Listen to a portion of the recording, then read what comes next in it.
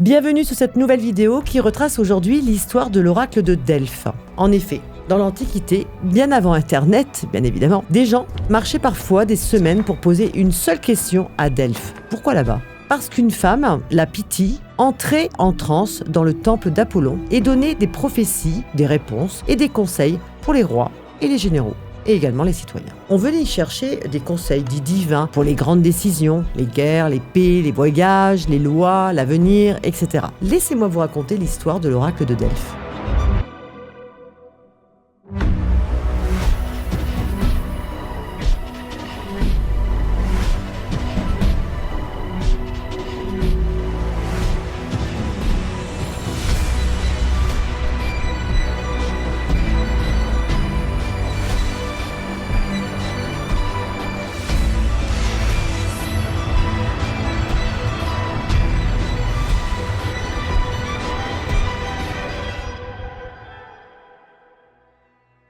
Nous sommes au 8e siècle, avant Jésus-Christ. C'est le début de l'oracle de Delphes, qui restera actif plus de 1000 ans jusqu'au 4e siècle après Jésus-Christ. Delphes est un sanctuaire installé au pied d'une grande montagne appelée le mont Parnasse. Les Grecs considèrent cet endroit comme un lieu privilégié pour parler au dieu Apollon. Ils l'appellent également le nombril de la terre, c'est-à-dire un centre symbolique du monde grec. À cette époque, on vit surtout dans les cités, ce qu'on appelle des polis. Chaque cité a ses lois, ses fêtes, son armée et également les dieux protecteurs. Le quotidien est fait d'agriculture, de pêche, de commerce maritime. Les voyages sont lents et parfois dangereux. Se rendre à Delphes, c'est déjà un pèlerinage important. Politiquement, les cités sont souvent rivales. Elles s'allient, se disputent, se font même des fois la guerre. On voit aussi les Grecs fonder de nouvelles villes autour de la Méditerranée. C'est la colonisation. Puis viendront l'époque classique, Athènes, Sparte, etc. L'époque hellénistique, après Alexandre, et enfin la période romaine. Tout au long de ces changements, Delphes garde son prestige. Vous comprendrez pourquoi au fur et à mesure de cette vidéo. La religion est au cœur de la vie civique. On honore les dieux avec des rites, des offrandes et des fêtes. Quand il faut prendre une grande décision, comme déclarer la guerre ou faire la paix, fonder une ville, choisir une loi ou marier un prince, on peut aller consulter à Delphes. L'oracle ne décide pas à la place des humains, mais il offre un repère pour trancher. Delphes est surtout un sanctuaire panhellénique, ce qui veut dire que toutes les cités grecques peuvent y venir, d'Athènes à Sparte, de Corinthe aux îles lointaines. On y organise aussi les jeux pythiques, avec de la musique, de la poésie, du sport, ce qui renforce encore son rayonnement. En résumé, dans un monde de cités souvent en compétition, Delphes est le lieu où l'on vient de loin pour poser une question importante et donner du poids à une décision. Tout à l'heure, je vous ai parlé de la Pythie. La Pythie est une femme choisie à Delphes qui parle au nom de Dieu, Apollon. Les anciens expliquent qu'elle devait être une femme respectée, de bonne réputation. Au début, certaines sources disent qu'elle pouvait même être jeune. Plus tard, on précise souvent qu'elle devait avoir plus de 50 ans. L'idée était qu'une femme âgée et expérimentée inspire plus de crédibilité et de calme pour ce rôle. Avait-elle une famille ? Les textes ne donnent pas vraiment de détails précis. On ne sait pas si elle était mariée, veuve ou célibataire. Ce qui compte pour les sources, c'est son caractère, sa dignité, plus que sa vie privée. Est-ce un métier à plein temps ? Là encore, les sources sont parcimonieuses. On sait qu'elle officiait certains jours seulement, selon le calendrier d'Apollon. Elle se préparait par des rites, purification à la source, laurier, prière, etc.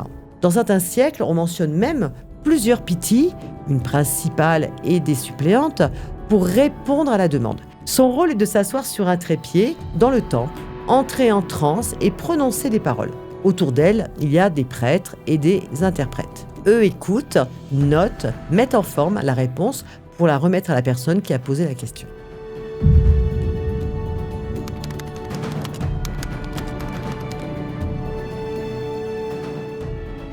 Ce que vous devez retenir, c'est que la Pythie n'est pas un personnage mythique. C'est une femme choisie pour sa réputation et son équilibre, qui porte la parole du sanctuaire au moment décisif. À Delphes, la Pythie parle au nom d'Apollon. Apollon, dans la mythologie grecque, est un grand dieu, fils de Zeus et Leto, frère jumeau d'Artémis. Il est le dieu de la musique, de la poésie et de la prophétie, des oracles et de la guérison, mais aussi des maladies qu'ils peuvent donner ou retirer. À Delphes, on l'appelle souvent Apollon pythien. Pourquoi ? Parce qu'on raconte tout simplement qu'il a vaincu le serpent Python, ce qui fait du lieu un espace sacré. Ses symboles sont le laurier, la lyre et l'arc. Retenez ceci, Si on vient consulter l'oracle, c'est parce qu'Apollon est vu comme celui qui inspire la parole juste et aide à accorder, comme en musique, les décisions humaines. Durant l'Antiquité, le mot oracle désignait 3 réalités à la fois. Le premier, c'est le lieu, c'est-à-dire le sanctuaire de Delphes, qui était le temple d'Apollon. Donc, l'oracle de Delphes représente la cité sacrée. Mais l'oracle représente également et désigne aussi la personne, c'est-à-dire, ici, la Pythie, celle qui parle en transe. Aller voir l'oracle signifiait donc consulter la Pythie. Et le troisième, l'oracle signifiait également la réponse, c'est-à-dire le message donné. Un oracle était la prophétie, la réponse d'Apollon transmise par la Pythie. Je vais vous donner un exemple concret et simple pour mieux comprendre. Des personnes donc sont allées à l'oracle, donc le lieu, ils ont interrogé l'oracle, la Pythie, et ont reçu un oracle, la réponse. Aujourd'hui, on parle aussi d'oracle pour désigner des cartes de guidance. Moi-même, j'en utilise. Des médiums ou des voyants les utilisent pour transmettre un message et orienter une personne. Ce qui est intéressant par contre, c'est que dans les 2 cas, Delphes autrefois et les cartes d'oracle aujourd'hui, le mot oracle renvoie à la même idée. Recevoir un message pour guider une décision, et cela dure depuis des millénaires, sous des formes complètement différentes. On constate également aujourd'hui que la médiumnité est quotidienne et dans nos vies. Et on pense que c'est quelque chose qui existe depuis 10-20 ans. Bah non, pas du tout. On le voit bien à travers cette histoire également que les oracles existent depuis bien longtemps et que les personnes justement, comme vous, venez également pour faire des séances et des consultations pour avoir les mêmes types de réponses.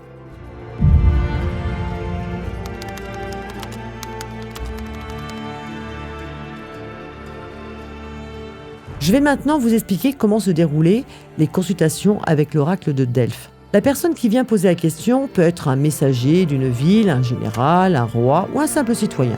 Souvent, elle arrive avec quelques accompagnateurs, conseillers, soldats, proches, etc. Cela se passait sous forme de rituel. La personne et ses accompagnateurs vont d'abord à la source Castalie pour se laver et se préparer. Ensuite, ils apportent une offrande. Argent, objet, parfois un animal. Le sacrifice est organisé par les prêtres du sanctuaire et leurs assistants. Puis, le consultant formule une question claire, écrite ou dite, au prêtre-interprète. Pendant ce temps-là, la Pythie est préparée par le personnel du temple. Elle se rend dans la partie sacrée, s'assoit sur le trépied, tient du laurier et entre en transe. Quand tout est prêt, les prêtres présentent la question à la Pythie, écoutent ses paroles, puis mettent en forme la réponse pour la remettre au consultant. Les réponses de la Pythie pouvaient être parfois ambiguës. Pourquoi ? Parce que le but n'était pas de tout décider à la place des consultants. Le but était de donner un repère, une direction, tout en laissant la responsabilité à ceux qui posaient la question. Un peu comme les consultations d'aujourd'hui, de médiumnité, que l'on fait chaque jour. On le dit très souvent, c'est pas nous qui faisons votre vie, nous n'avons pas votre vie en main. C'est vous qui avez votre propre libre arbitre.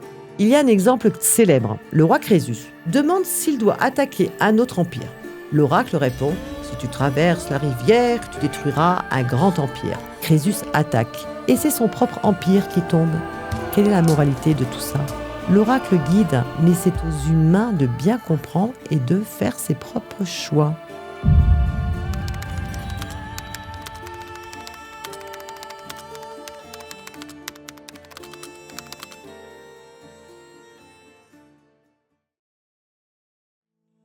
La transe de la Pythie, d'où vient-elle ? Rappelez-vous, je vous en ai parlé tout à l'heure, la Pythie se met en transe, etc., etc. Comment pouvait-elle donner des réponses aux personnes qui la consultaient ? Les chercheurs proposent plusieurs pistes. Tout d'abord, le rituel et la foi. Le silence du temple, l'attente de la foule, les chants et les gestes sacrés peuvent changer l'état intérieur et préparer la transe. La psychologie également. Certaines personnes peuvent entrer en état modifié de conscience quand elles se concentrent très fort, surtout sous le regard de tous. Et également le lieu. Des auteurs de l'Antiquité parlent d'odeur ou de fumée venant du sol. Des chercheurs modernes évoquent la possibilité de gaz naturel. Alors, avait-elle des capacités un peu comme ce que l'on attribue aujourd'hui à certains médiums ?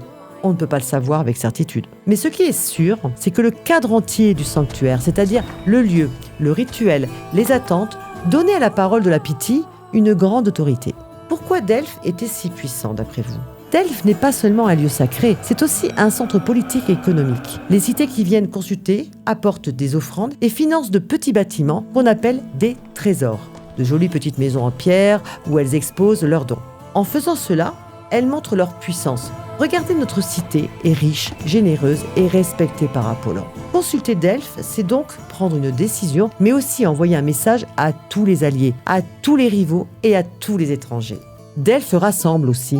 En effet, on s'y croise, on discute, on observe qui offre quoi, qui décide quoi. L'oracle donne donc un repère religieux et en même temps, il légitime les choix politiques. Nous avons demandé l'avis d'Apollon, nous décidons en connaissance de cause. Voilà ce qui se disait à l'époque. Donc, l'oracle servait à décider, mais aussi à rassembler les gens et à légitimer les choix.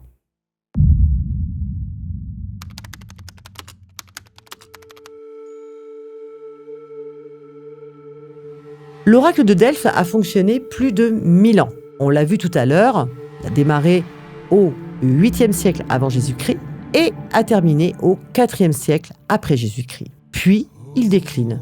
Mais pourquoi ? D'abord, tout simplement parce que le monde change. Sous les Romains, le pouvoir devient plus centralisé. Les décisions passent davantage par des administrations, des juristes.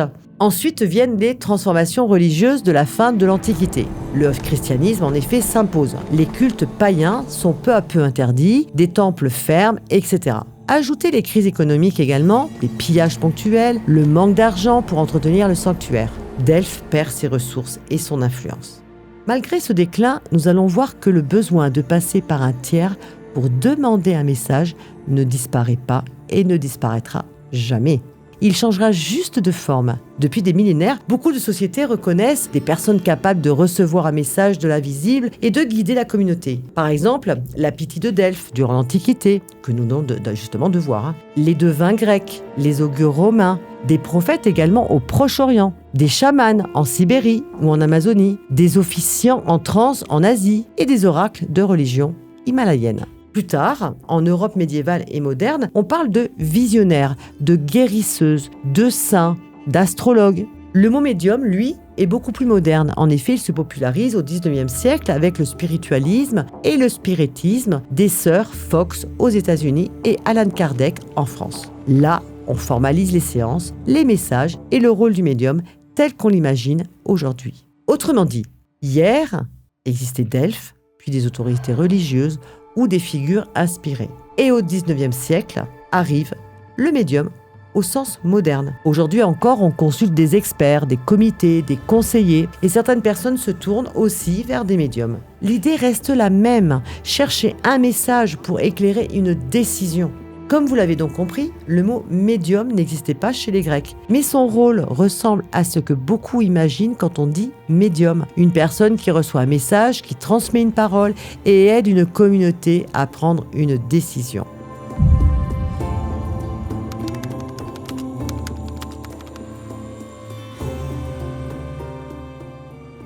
Raconter Delphes, ce n'est pas dire que tout est pareil aujourd'hui. C'est montrer que depuis très très longtemps, les humains ont reconnu des personnes capables d'entrer dans un état particulier, de mettre des mots sur l'invisible et de guider. La médiumnité n'est pas sortie de nulle part. Depuis des millénaires, des personnes sont reconnues pour aider, guider leur peuple. C'est une vieille histoire en fait, humaine, qui est parfois difficile à croire pour certains, car ce n'est pas tangible.